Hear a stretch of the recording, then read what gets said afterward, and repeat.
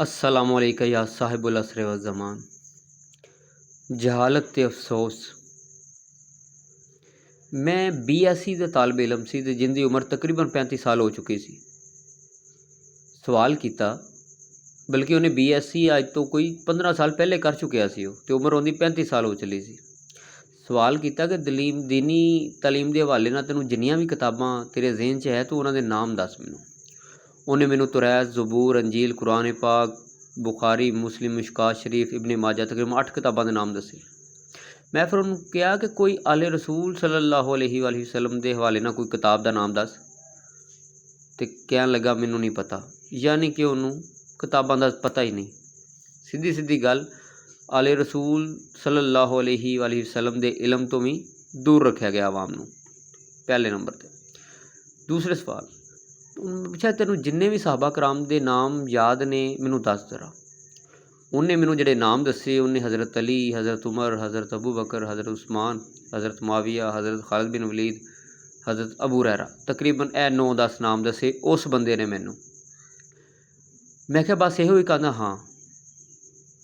हालांकि 1.25 लाख नबी साहबा कराम तो गदीर खुम दे विच मौजूद सन, लेकिन सिर्फ यह 5-6-7 नाम। एक हैरानगी की गल है, मीसम, अबू ज़र, मिकदाद, कंबर, हुज़ैफा, ठीक है, इन्हां सहाबा कराम दे ते नाम तक भी गैर शिया नूं पता नहीं। जिहड़े गैर शिया मैं उन्हां दी गल कर रहा, उन्हां नूं इह सहाबा दे ते नाम तक भी याद नहीं। मैं बड़ियां को पुछया, उन्होंने मैनू सिर्फ 4-5-6-10 दसे ने, इन्हां दा नाम तक ही उन्हां दी ज़ुबान ते नहीं आंदा। मेरी गल नूं तुसीं ट्राई कर लेना किसी नूं पुछ के, नहीं आते। हत्ता कि जेडे गैर शिया मेरी वीडियो देख रहे हैं उन्होंने वो खुद को आप हिसाब ला के देख लैन, उन्होंने कोई नाम पूछे तो यह नाम नहीं लैणगे, क्योंकि उन्होंने दसिया ही नहीं गया।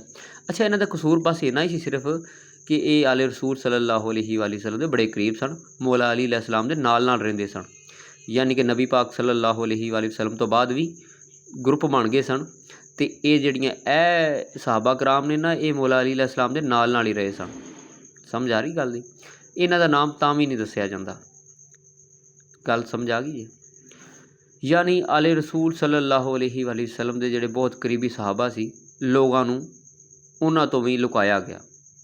अच्छा, बाकी अगला सवाल, सूरत मुनाफिकून नाज़िल होई, बहुत सारे मुनाफिक सी।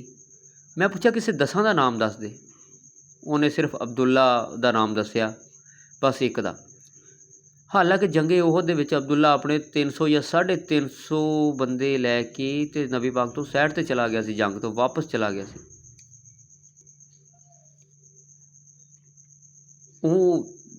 हालांकि कैसी गल सी, 350 बंदा लैके सैड ते हो गया, अब्दुल्ला मुनाफिक सी। अच्छा, वो जिहड़े मुनाफिक सी ना, थोड़ी देर पहले वो सहाबा कराम सी, सहाबा कराम दा दर्जा रखते सन, लेकिन जिस तरह ही उन्होंने मुनाफिकत जाहिर हुई, उन्होंने मुनाफिकत का ठप्पा लग गया, पता लगी तादाद का। लेकिन नाम सिर्फ अब्दुल्ला का क्यों, बाकी समझ क्यों नहीं आते कि तारीख ने लिखे नहीं वो नाम। तारीख आखिर जानती उन्होंने नावां नूं, लेकिन जान के यानी मुनाफिकां दा भी लोगों नूं नहीं दसिया गया कि किहड़े ने। अच्छा, आले रसूल सल्लल्लाहु अलैहि वसल्लम के दुश्मनों के नाम पूछे तो लोगों नूं आले रसूल सल्लल्लाहु अलैहि वसल्लम के दुश्मनों का भी इलम नहीं कि किहड़े सी।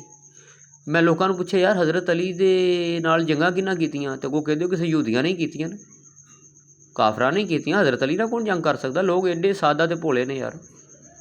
अच्छा, यानी कि इस हस्तियां दे दुश्मनों का भी लोगों को पता नहीं। ओहो, दुश्मन अहले बैत के दुश्मनों तो भी लुकाया गया, इन्होंने भी लुकाया गया। अच्छा, सवाल किया है आले रसूल सल्लल्लाहु अलैहि वसल्लम कौन ने जिन्हां ते दरूद सलाम पढ़िया जाता है, तो कहता पता नहीं, बस चंद का नाम दसिया, 1 2 3, बस ज़्यादा नहीं उन्होंने पता। मैं पढ़े लिखे बंदे नाल गल कर रहा सा, जिहड़ा कि 16 साल स्कूल पढ़िया है, उहदी 35 साल उम्र हो गई है। तो मैं तो होर भी बड़ियां को पूछा, उन्होंने भी नहीं आता। वरना मेरी गल ना तुसी कुछ इंटरव्यू कर लिया करो किसी का, यार मैंने 12 इमामां का नाम दस, 14 मसूबा दस, उन्होंने नहीं पता होएगा। हकीकत गल है, मैं गैर शिया की गल कर रहा, मैं दूसरे शिया की गल ही तो नहीं कर रहा। शिया के तो बच्चे को इस चीज़ का पता है, बस यो ही तो उन्होंने अच्छी गल है। अच्छा, यानी आले रसूल सल्लल्लाहु अलैहि वसल्लम के नाम तो भी लोग अनजान ने। हुण इत्थे पॉइंट की गल सुनो, ਆਲੇ ਰਸੂਲ ਸੱਲੱਲਾਹੁ ਅਲੈहि ਵਸੱਲਮ ਦਾ ਇਲਮ ਤੇ ਉਹਨਾਂ ਦੀਆਂ ਕਿਤਾਬਾਂ ਲੋਕਾਂ ਨੂੰ ਨਹੀਂ ਪਤਾ, ਹਕੀਕਤ ਗੱਲ ਨਹੀਂ ਪਤਾ। ਆਲੇ ਰਸੂਲ ਸੱਲੱਲਾਹੁ ਅਲੈहि ਵਸੱਲਮ ਦੇ ਮੁਖਲਿਸ ਸਹਾਬਾ ਦਾ ਨਾਮ ਵੀ ਲੋਕਾਂ ਨੂੰ ਨਹੀਂ ਦੱਸਿਆ ਗਿਆ, ਲੁਕਾਇਆ ਗਿਆ। ਮੁਨਾਫਿਕਾਂ ਦੇ ਨਾਮ ਵੀ ਲੁਕਾਏ ਗਏ, ਨਹੀਂ ਸ਼ੋ ਕਰਾਏ ਗਏ। ਅੱਛਾ ਜੀ। ਆਲੇ ਰਸੂਲ ਸੱਲੱਲਾਹੁ ਅਲੈहि ਵਸੱਲਮ ਦੇ ਦੁਸ਼ਮਣਾਂ ਦੇ ਨਾਮ ਹੀ ਛੁਪਾਏ ਗਏ, ਨਹੀਂ ਦੱਸੇ ਜੀ। ਵਰਨਾ ਮੌਲਾ ਅਲੀ ਦੇ ਦੁਸ਼ਮਣਾਂ ਦੇ ਨਾਮ ਉਹਨਾਂ ਲੋਕਾਂ ਨੂੰ ਦੱਸੋ, ਨਹੀਂ ਦੱਸਣਗੇ। ਹੋਰ ਵੀ ਬੜੇ ਨੇ। ਆਲੇ ਰਸੂਲ ਸੱਲੱਲਾਹੁ ਅਲੈहि ਵਸੱਲਮ ਦੇ ਨਾਮ ਕੀ ਨੇ? ਅਹਿਲੇ ਬੈਤ ਕੌਣ ਹੈ? ਕਿਹਨਾਂ ਦੇ ਦੁਰਦੋ ਸਲਾਮ ਪੜ੍ਹਿਆ ਜਾਂਦਾ? ਲੋਕਾਂ ਨੂੰ ਇਹ ਵੀ ਨਹੀਂ ਪਤਾ, ਪੜ੍ਹੇ ਲਿਖਿਆਂ ਨੂੰ ਨਹੀਂ ਪਤਾ ਕੀ ਗੱਲ ਕਰਨੀ। ਓਹੋ, ਇਹਨਾਂ ਦਾ ਇਲਮ ਛੁਪਾ ਦਿੱਤਾ ਗਿਆ ਜੀ। ਇਹਨਾਂ ਦੇ ਸਾਹਬਾ ਜਿਹੜੇ ਮੁਖਲਸ ਦੋਸਤ ਨੇ ਉਹ ਛੁਪਾ ਦਿੱਤੇ ਗਏ। ਮੁਨਾਫਿਕ ਜਿਹੜੇ ਦੁਸ਼ਮਣ ਨੇ ਉਹ ਛੁਪਾ ਦਿੱਤੇ ਗਏ।